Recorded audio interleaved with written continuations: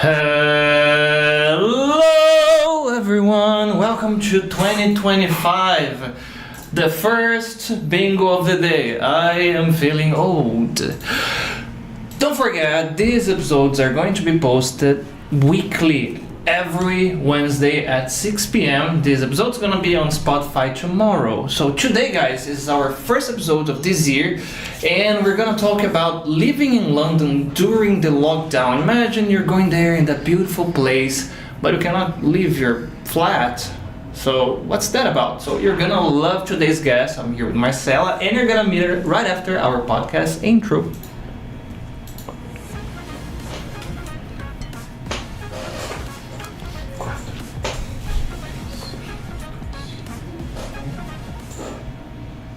Hello, Marcela. Hi, Mike. Thanks Welcome. for having me. Oh, it's a pleasure. Okay, let's try not to get sidetracked at the first 30 minutes, and then we try. I'll do my best. Let's see where it goes first before anything.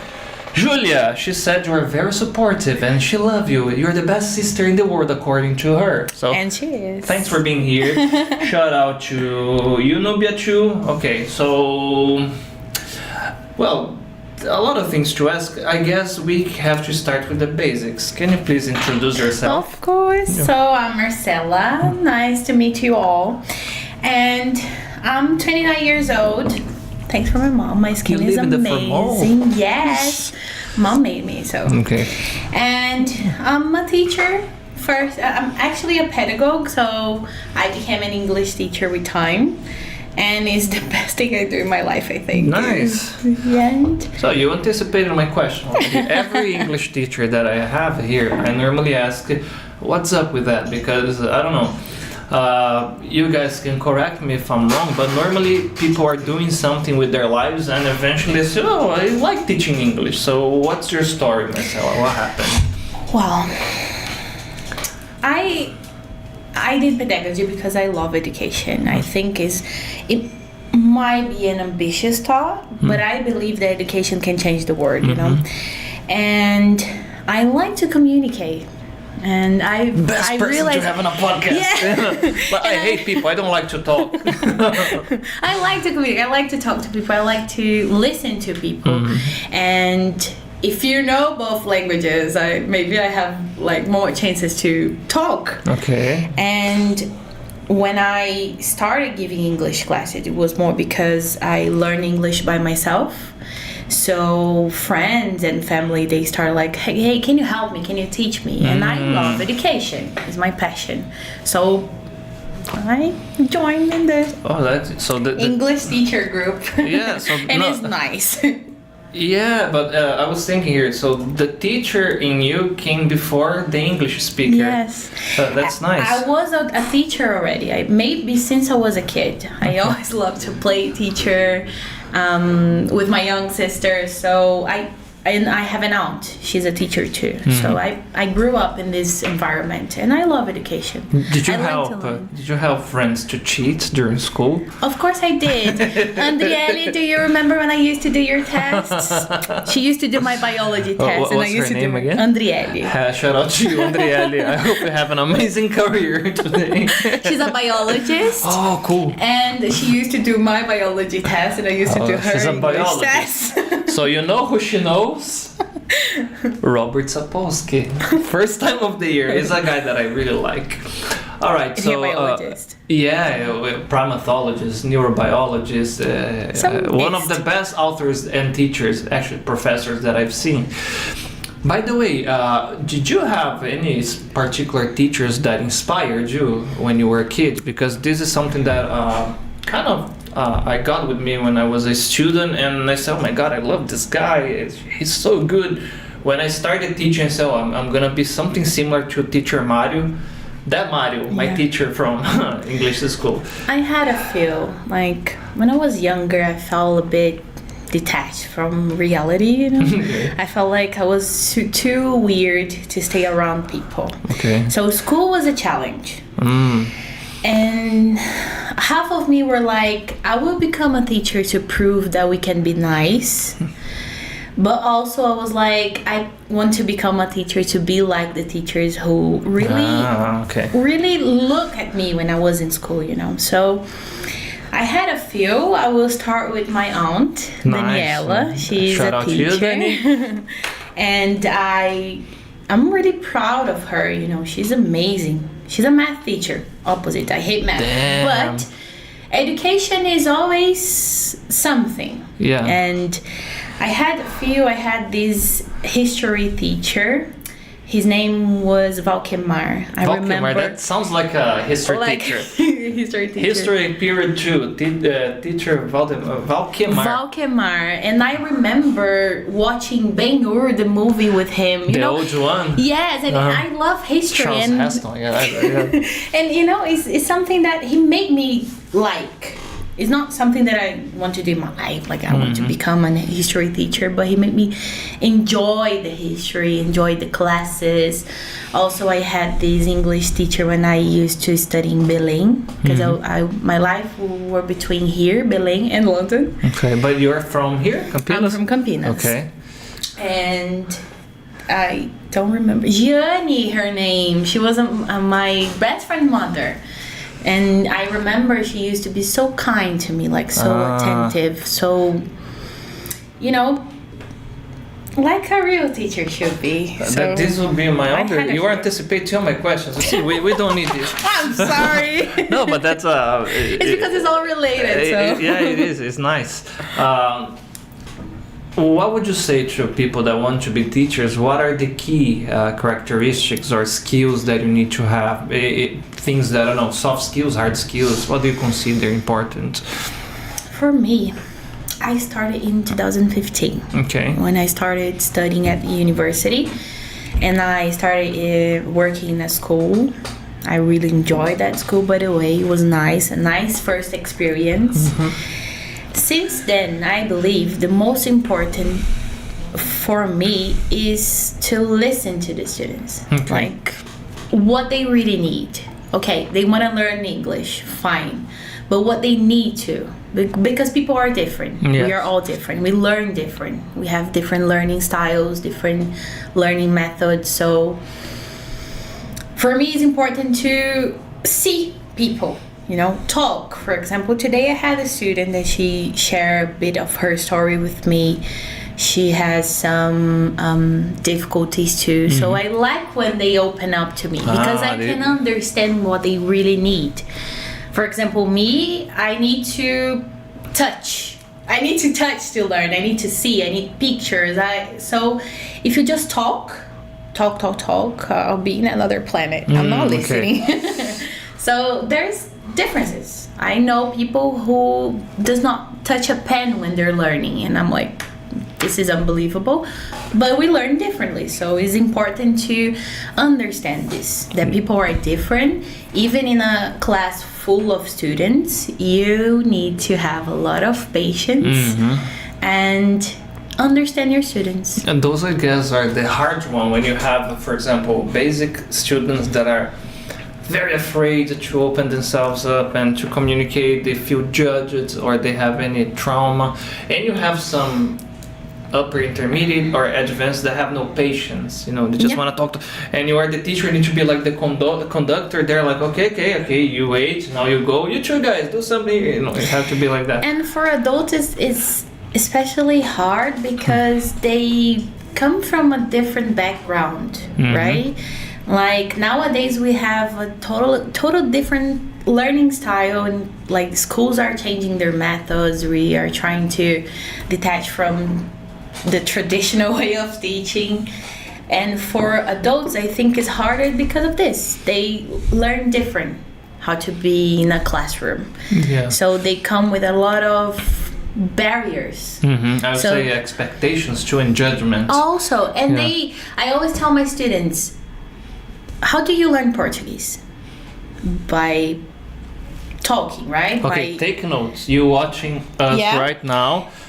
You learn Portuguese. You're a kid. You're a toddler. You learn Portuguese by, hey, I want water. You know, like you don't go talking straight away. So when you are an adult, like a shra. yes, and mimics, and when you are an adult and you start learning a different language, you need to understand that you're a baby in this language. You know, you're not going to one class and leave there talking. It's even worse because baby or toddlers, they don't have that whole background that they use as a baggage to judge themselves.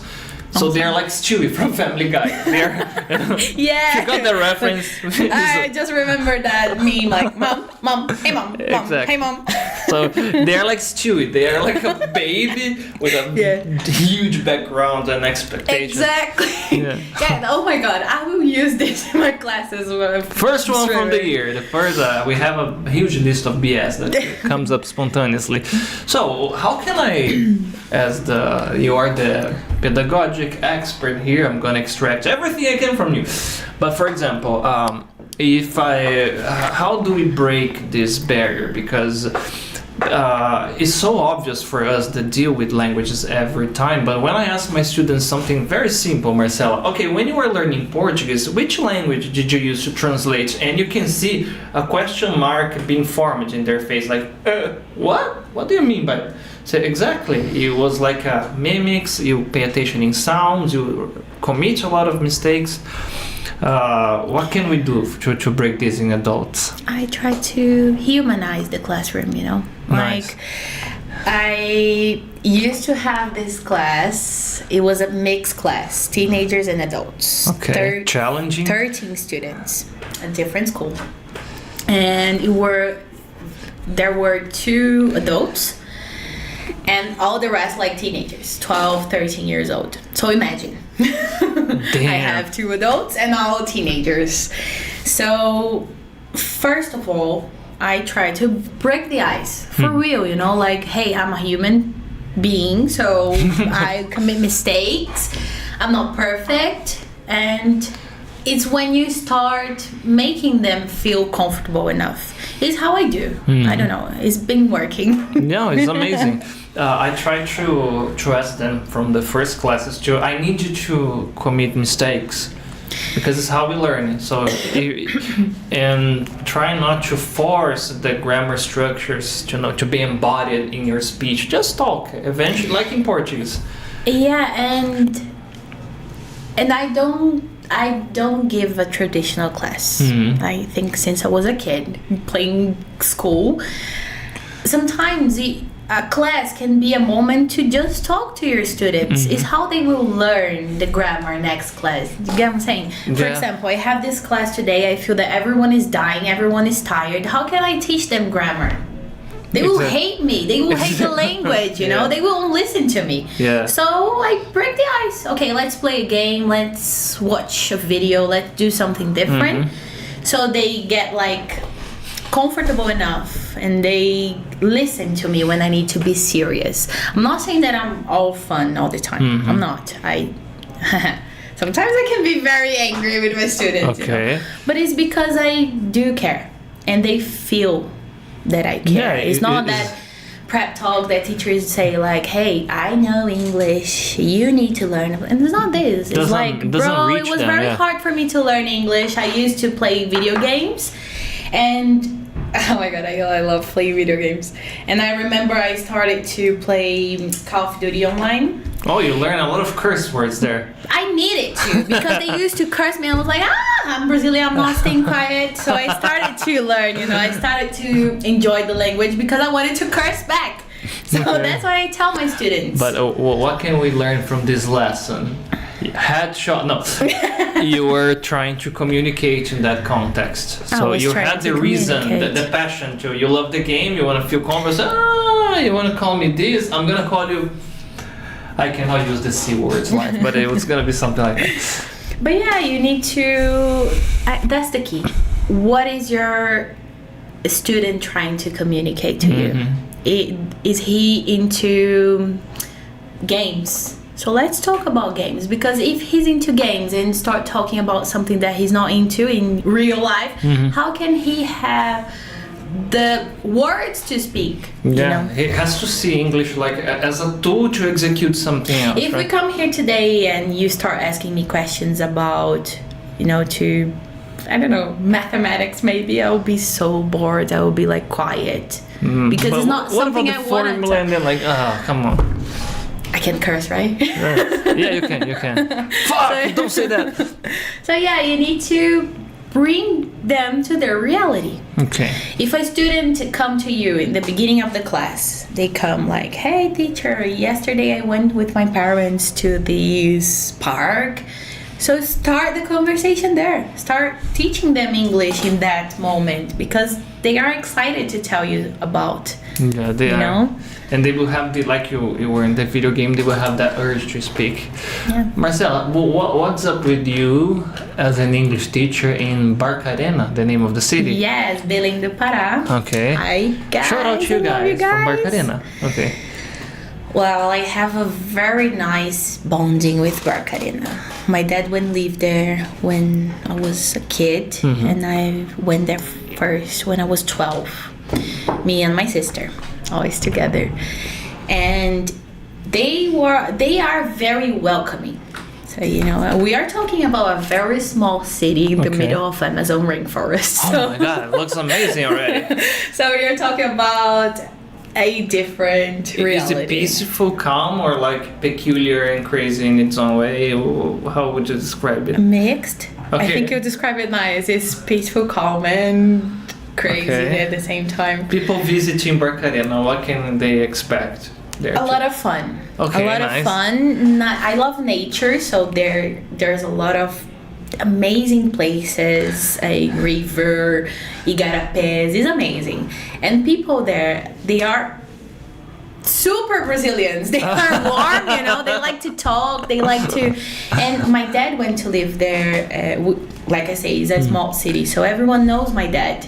So I used to be like in the supermarket and people come to me like, oh, you're Marcelo's daughter, and I'm like, oh, the name of your father is Marcelo. I wonder where has your name come from? But my mom says that it's not because of my dad. It's because once she was in a lift or something, and she was pregnant, and a girl came touch her belly, like super cute, and she asked, "What is your name?" And I was like, Marcela.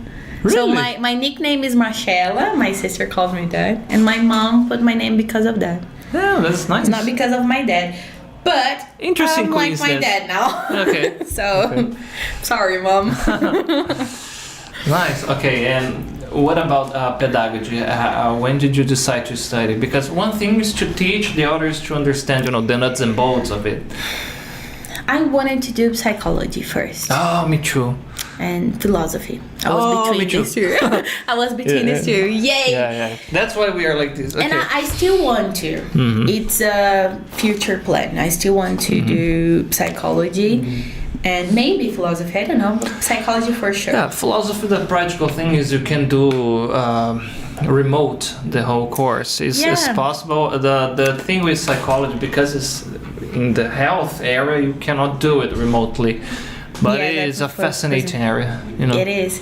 And I always got interested by mind, how our mind works. And I realize I like to understand how people learn.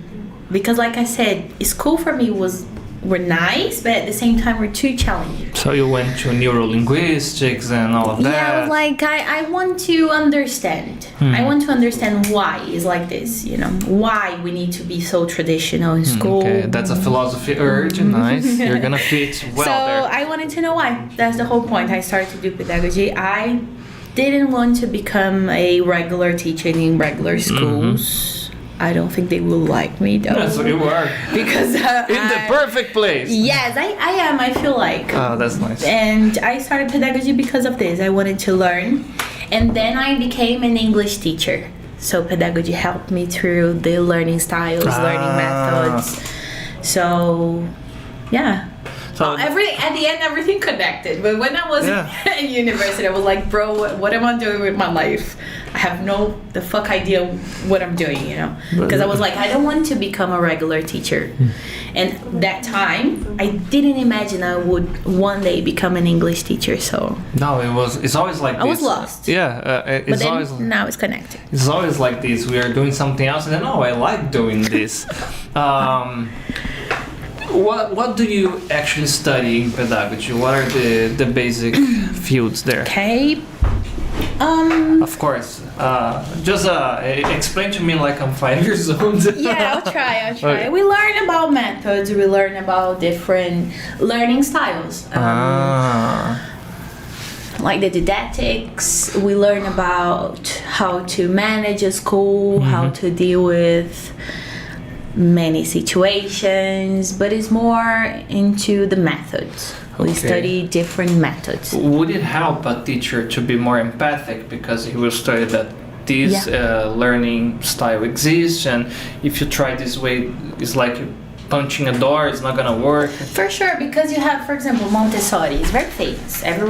We have schools that is Montessorians, and Waldorf too is very famous. Why the name sounds like cults? Montessori. Because it's if you see, is Like very Game of- similar. It sounds like a Game of Thrones house. Baltimore, Montessorians. Yeah, and like they are different, but at the same time they want the same thing. They compete. Like, are you a Kids to learn. Montessorian? Like, Some people, well, for example, for me, I like to know all of them. nice. When we nice. talk about English, for example, learning English, we have different methods. We have communicative approach. We have like different ones. I don't remember right now. But it's nice to know because, like I said, people learn different. So for you, it can be easy if you sit in a classroom and you listen. You Okay. watch your teacher talking and you learn. But for another person, can be hard.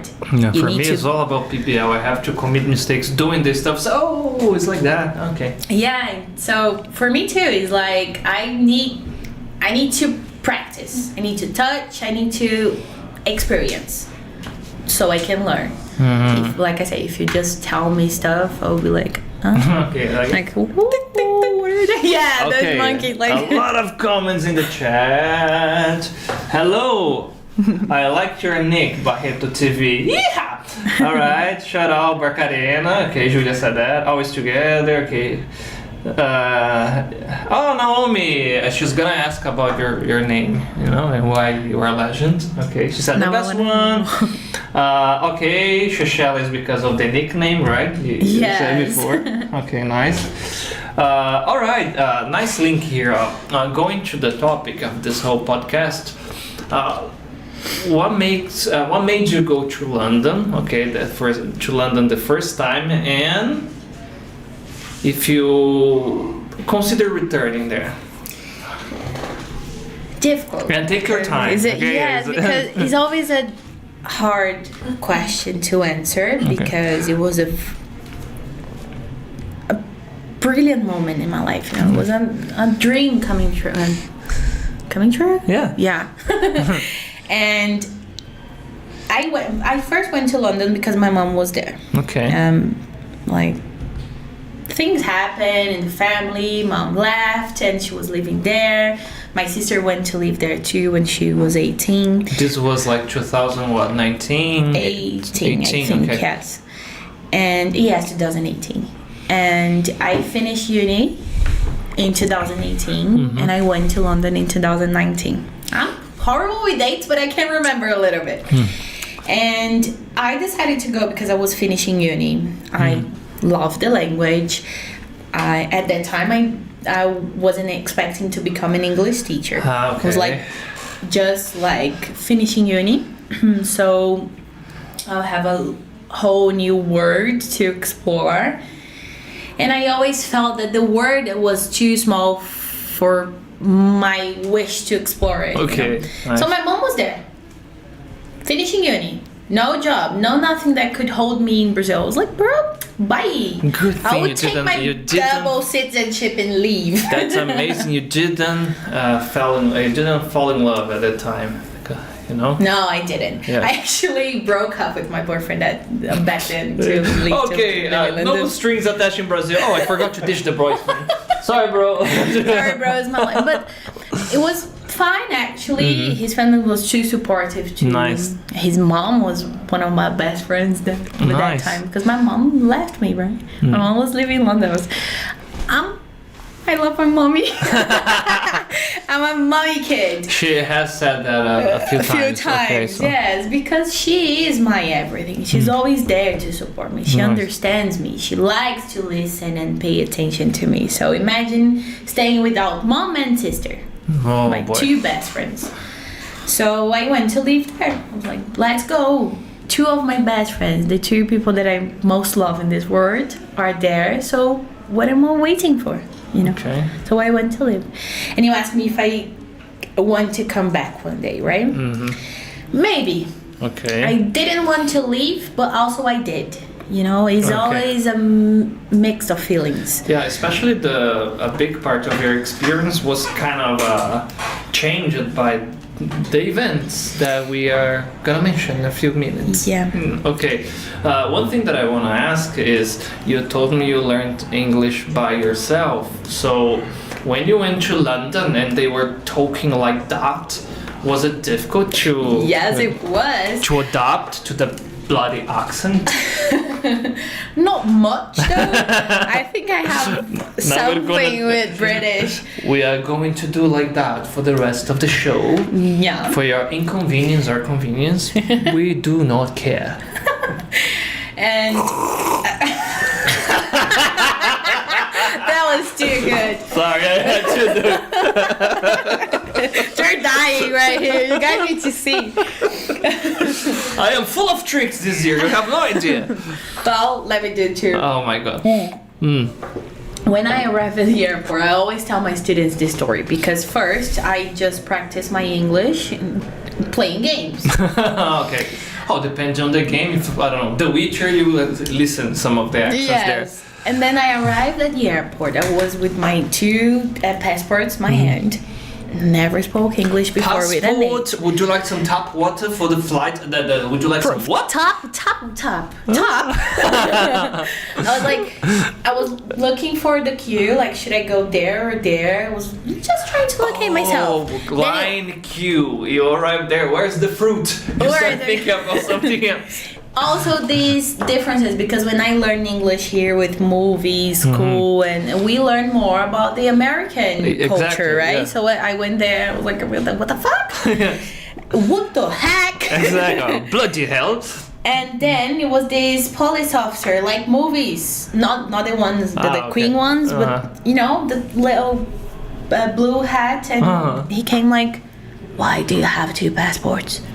I was like, oh my god, I'm gonna be deported. I just arrived. My mom is waiting for me. You know? That's a genuine fear that a lot of Brazilians have. They imagine, for the silliest thing, they imagine, oh, if I fart in line, okay, deported. They think it's like this. And I was like, I don't know how. I just turned to him and I was like, I have double citizenship.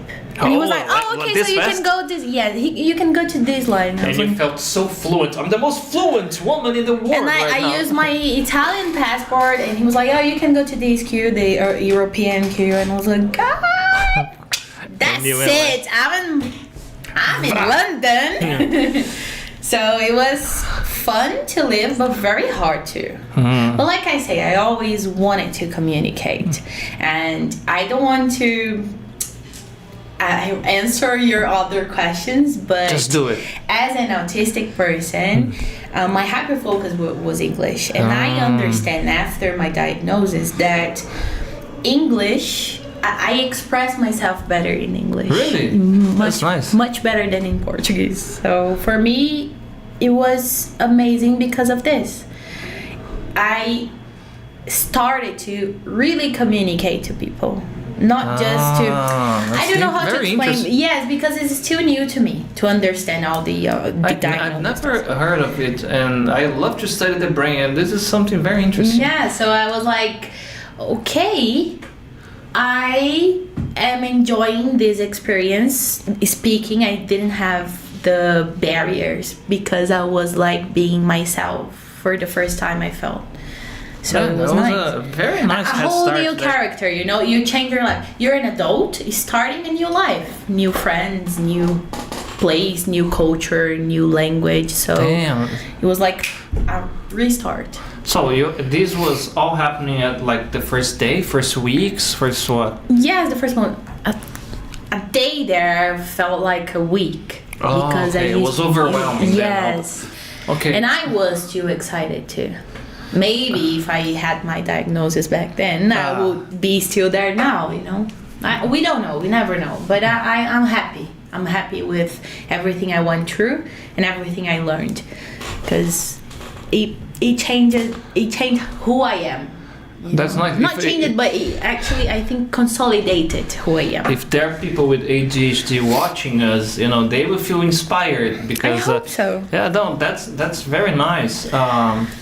So you mentioned before that being in London at first, when you got a job and were doing like the daily routine, it felt like being a movie. Explain that to us, please. Bro, imagine you're going to work, you're heading work in a red bus. Okay. You know, and you pass through the London Eye, and you Buckingham Palace, and you go in the bus, and there's someone saying, "Hey, good morning," and you're like, "Bro, I'm in a movie." So the city is too beautiful. A curiosity. I don't know if it's correct, but I learned there.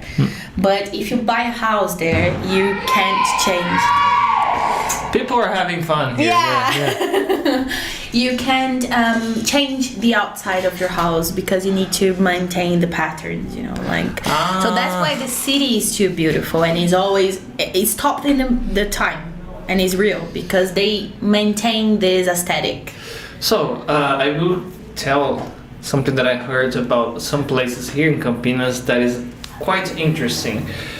In a way, when you have this standardized pattern of houses, you save money if you are a cheap person. Yeah, you true. don't have to hire like a designer, an architect. You just follow the pattern. True. It makes it simple.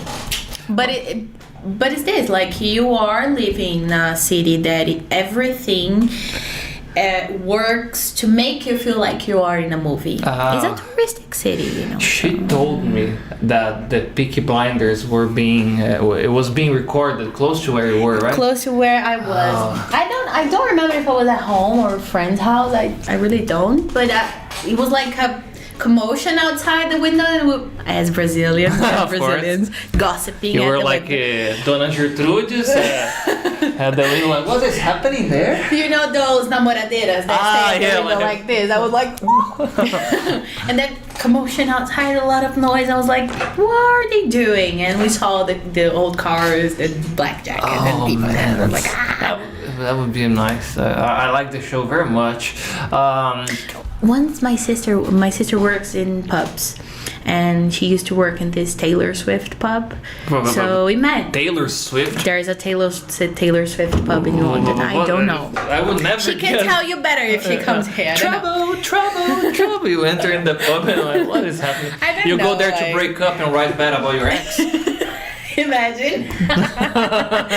And once she told me like, oh, Millie Bobby Brown is here. She was working. Millie Bobby Brown was there.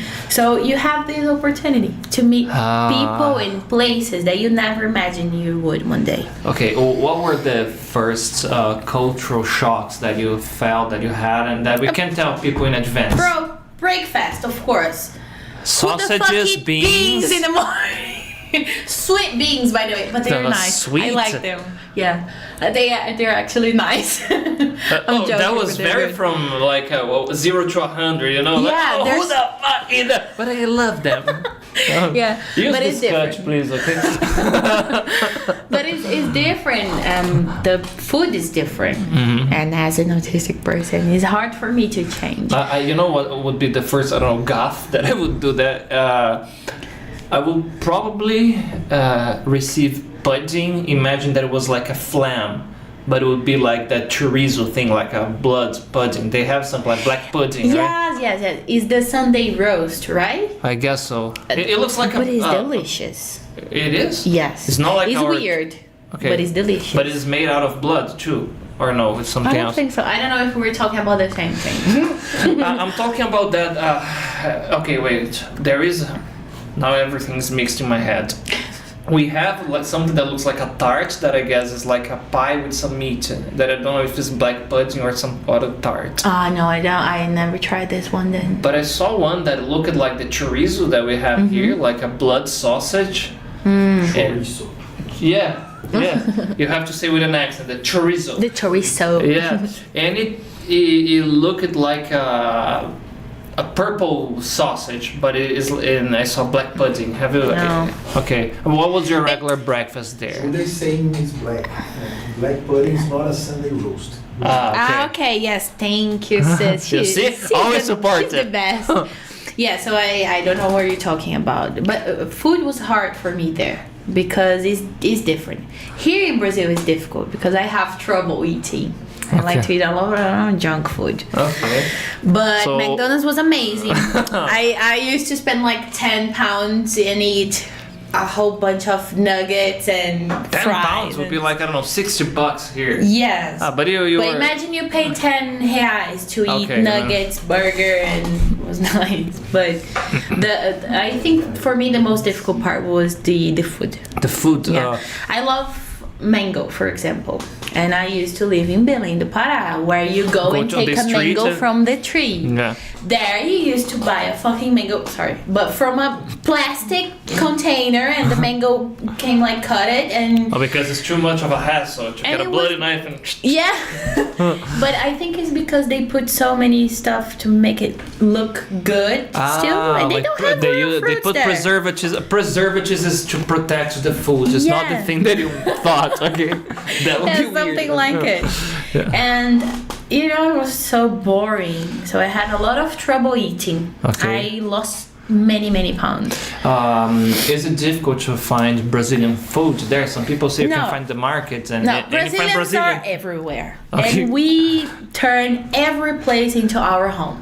Okay. So there are some Brazilian shops there, and also mom over there too. Oh, your mom was there, of Yes. Mom, please, I need rice, beans, and course. I mean, our farofa. food. Okay. Do they have a name for farofa there? I don't know. Julia, do they? Okay, Julia, you are our That's- official assistant today, you know?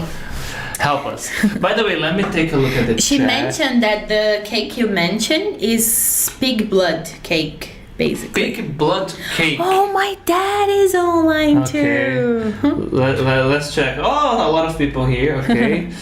Okay, the last one was the question if you wanted to go back. Mom is waiting for you to come back. Oh, shout out to you, Renata. Okay, 2 hearts from Sophie. Sophia gone. Oh, even my stepmom. She see.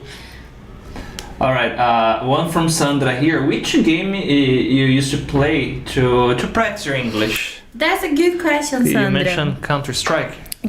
Counter-Strike too. Okay. And mom and dad won't let me Call of Duty. lie. Okay. But when I was a kid, I used to do corujão. I don't know how to say this in English, but Big Al, no. my mom and my dad used to play the whole night Oh. Counter-Strike, and I was Okay. like a kid, 5, 6 years old. Like You have cool parents. I have the best parents in the Nice. world. I have the best family. They're nice. I'm suspicious. I talk about them all the time, Okay. right? But I used to play a lot of Call of Duty. Every game that you can play online, and you can be Oh. pissed with people. Okay. It can help you practice your English. This you know? is backed up by the social psychologist Jonathan Haidt. You can research his studies and findings in this field. So get your friends, curse online, and learn a new language. Okay. But yeah, it's because, like we were talking, you have this urge. So if someone comes and curse you or shoot you in your face, you'll be very mad and you want to say something. So it can help. But for example, Fortnite is a game that I play normally, and it's nice. But nowadays you have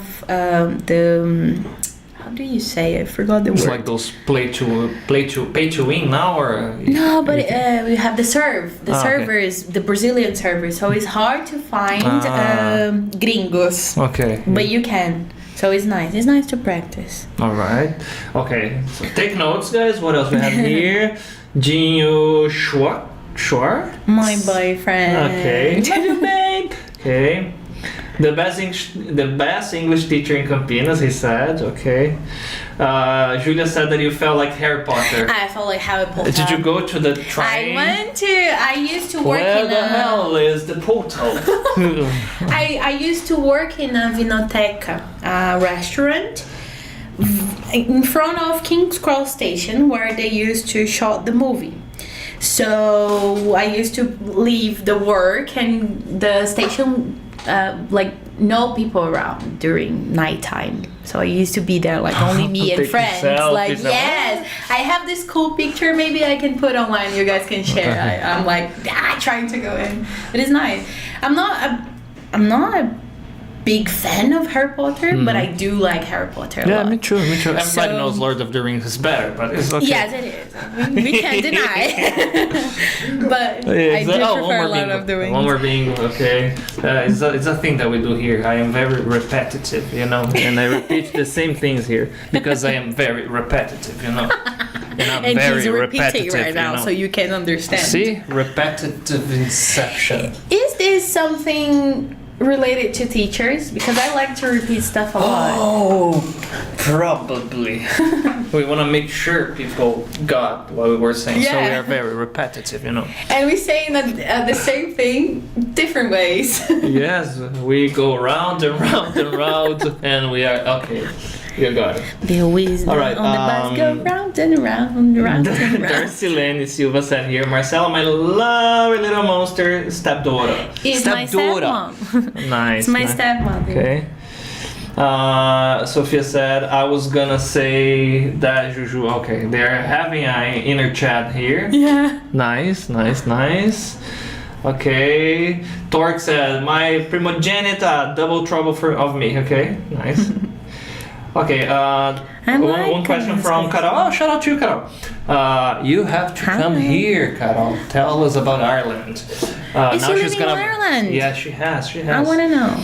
During your time in London, did you manage to visit other cities, and which was your favorite? Oh my God, that's true, London. Then you can go to it's not a city, but you can go to Stonehenge. You have castles and ruins. And okay, go. Well, no. Okay, that's it. Next one. Because I was there during the lockdown. Oh, okay. We all. Now you have the office. I should have. No, I didn't. I should have done an awkward pause. And then the camera can zoom in and you're like. So we have to rehearse this. Yeah. So we almost forgot.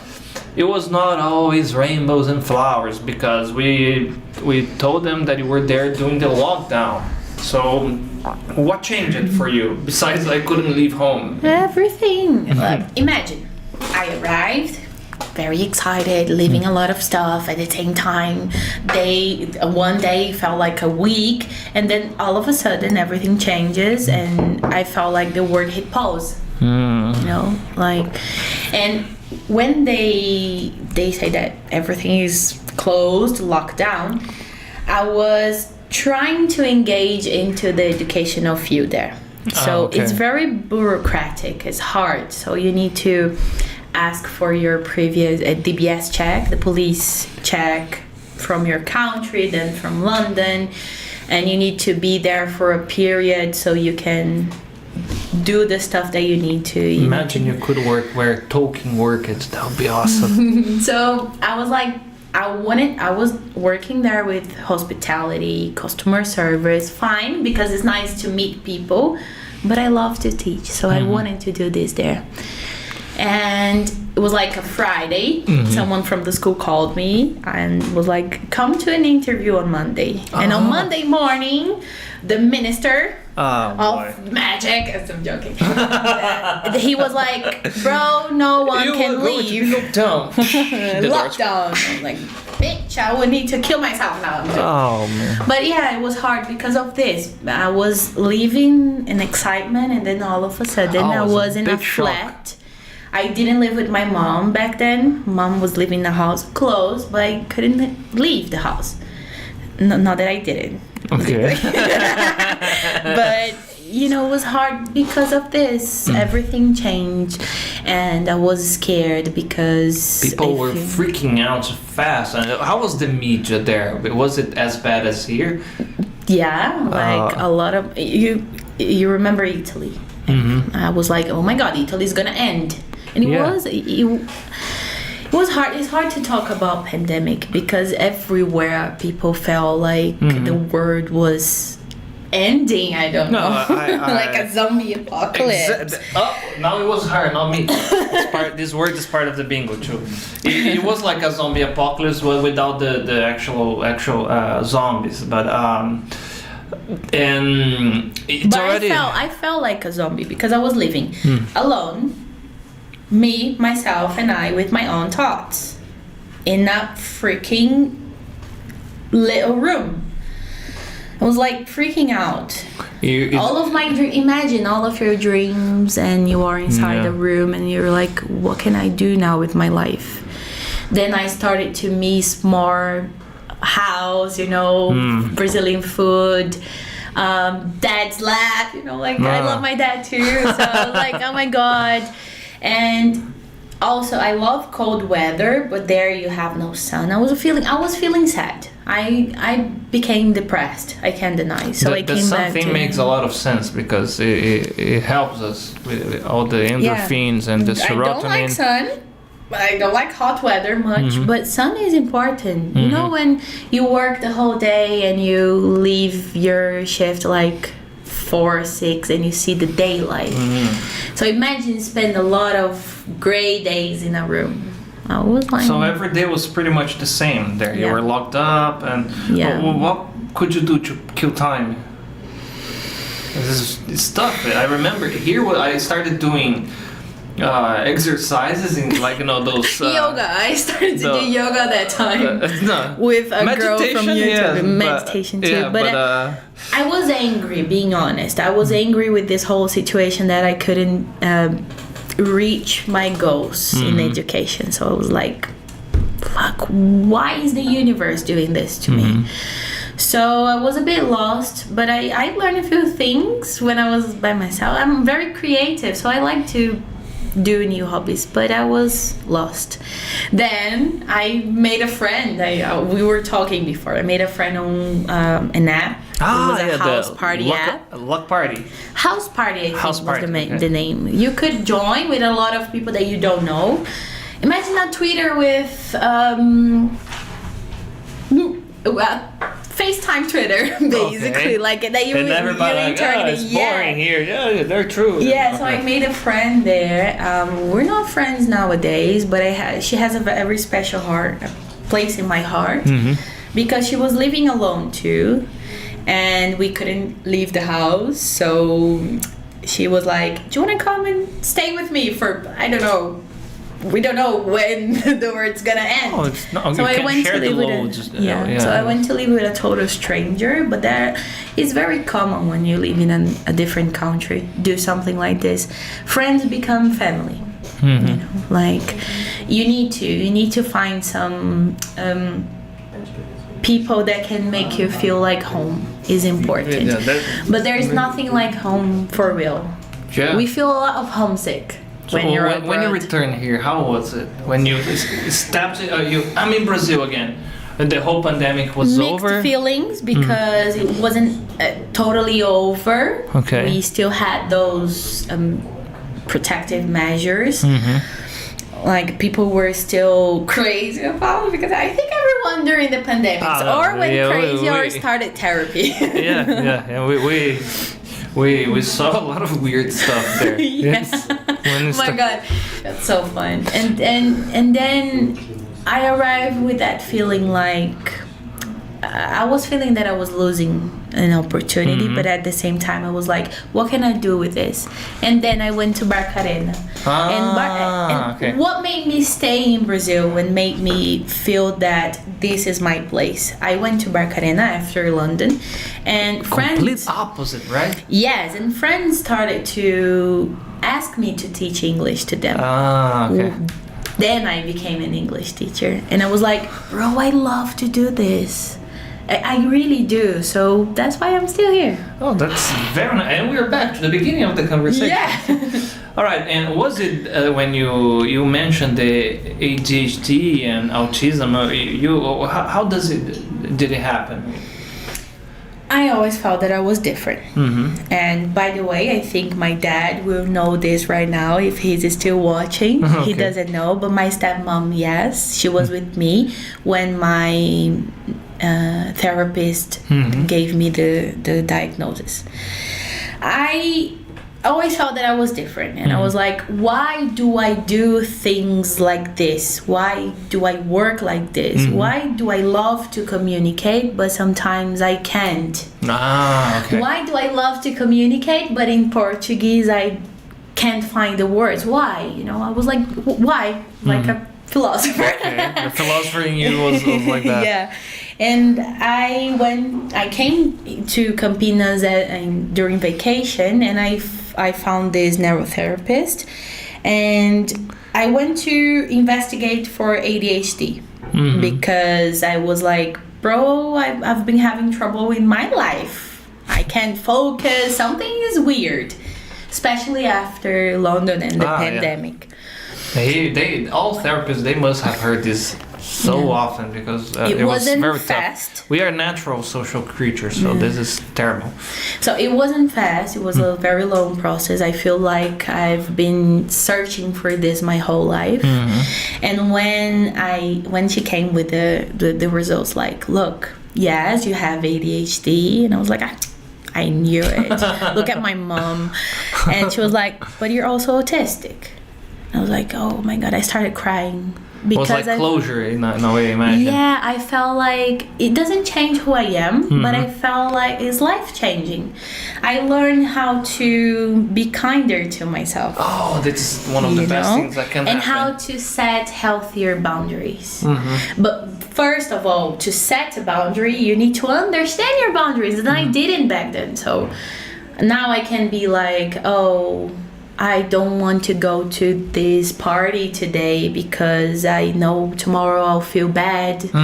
You know, so you start manage your life better. So it was like life changing. And you stopped judging too. That this is something that people often they have this guilt because they think like, I can control what I think or what I feel. No, you just recognize there. When you understand that whatever is happening, the way you behave, there is a reason that is out of your control. You learn how to manage it better in a healthy way, right? Too. You said everything. For me, I know what triggers my brain. I can't control sometimes. Sometimes I will have meltdowns, I will have shutdowns, and now I know the names for it, so I don't feel guilty. I don't feel guilty to cry over something that it frustrates me, you know? It's how I manage my frustration, my pain, and how I can go back into the right path. That's the whole point. You start learning how to listen to yourself, so it's amazing. So what could you say to somebody that is like in a similar path, like, I don't know, I do some things, I don't understand myself, I don't know if therapy is for me or not? So what could you tell to these people?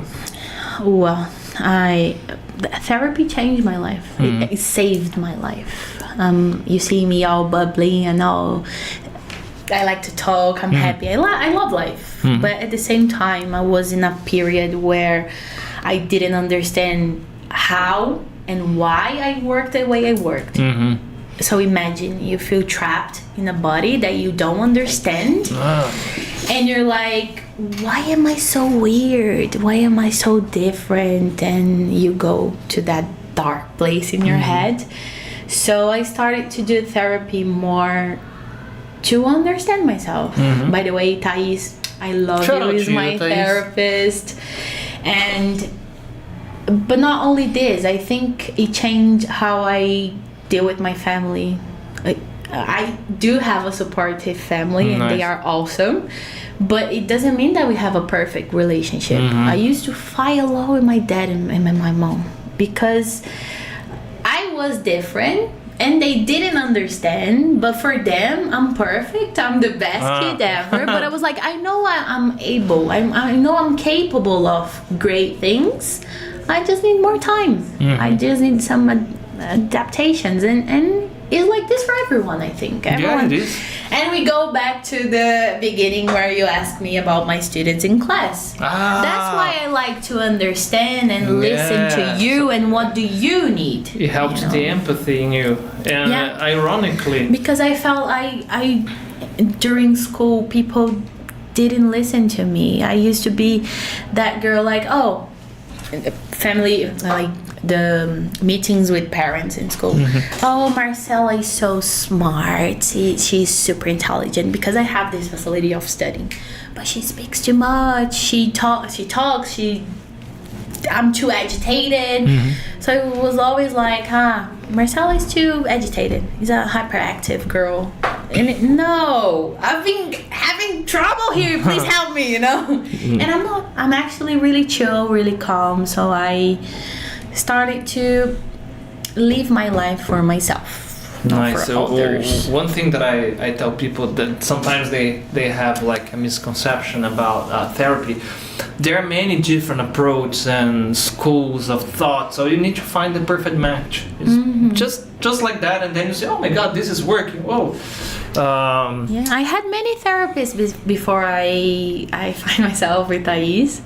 She helped me a lot, but before I used to go to a therapy like, oh my god, this girl, she's okay. Tell me more. Yeah, like you know when you're talking and the person's here and you're there to ask for help and she's not giving you answers. Okay, like, it's frustrating too. Yeah, but it's life changing. I think people should give chance to therapy, or maybe just to listen to themselves. There are some people who doesn't need therapy to do that, but I do, and it's fine. Yeah. Having a problem, having a diagnosis or whatever is not a flaw. It's just who you are. So understand so you can live a healthier life. Perfect. I couldn't have said it better. Unfortunately, we have to let me take a look at the chat. Okay, we are running out of time. We talked too much. What a big problem to have in a podcast, you see? I'll have to be here again, guys. Yeah, you see? Yes, you will. Okay?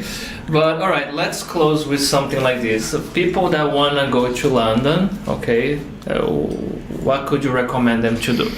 Because you had a specific path, because your citizenship and family, but what could you tell them to prepare to have a nicer experience there? Like I always tell my students when they come to ask me like, oh, you've been abroad, why are you in Brazil? And I'm like, I went abroad. I lived the best years I could. I enjoyed the best experiences I could. My dad told me this.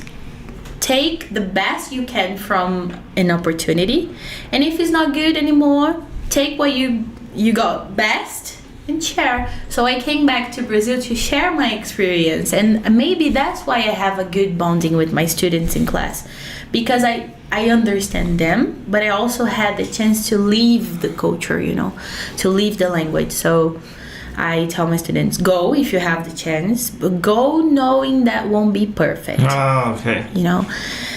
Put your head, try to stay on your path, but it's always you can't expect too much. Don't make too many plans, or otherwise you'll get frustrated. Okay. And be friendly with immigrants. Be friendly with immigrants. As a woman living abroad, I learned much more how to be respectful with people who come to our country trying to find something. So it's hard. Not everyone is nice, especially if you're a girl. It's hard. But you can find a lot of good people, especially other immigrants, like we were talking, because we become family. We just have each other. We're having the same experience. Everyone has dreams. Everyone has backgrounds. Everyone has family. So be kind. I think that's a beautiful way to close this episode. Thank you so much, Marcela. Thank you, Mike. I really enjoyed having you. Time flew. We can talk about so many other things. So I guess one further episode is on its way already. I'm glad. Thank you guys for the messages. People love to hear too. Okay. Professional yappers, Julia said. Yeah. Don't forget to share this video, to like. Mwah! See you next week on our next episode of what's the name of the show? Oh yes, Talking Times. Bye bye.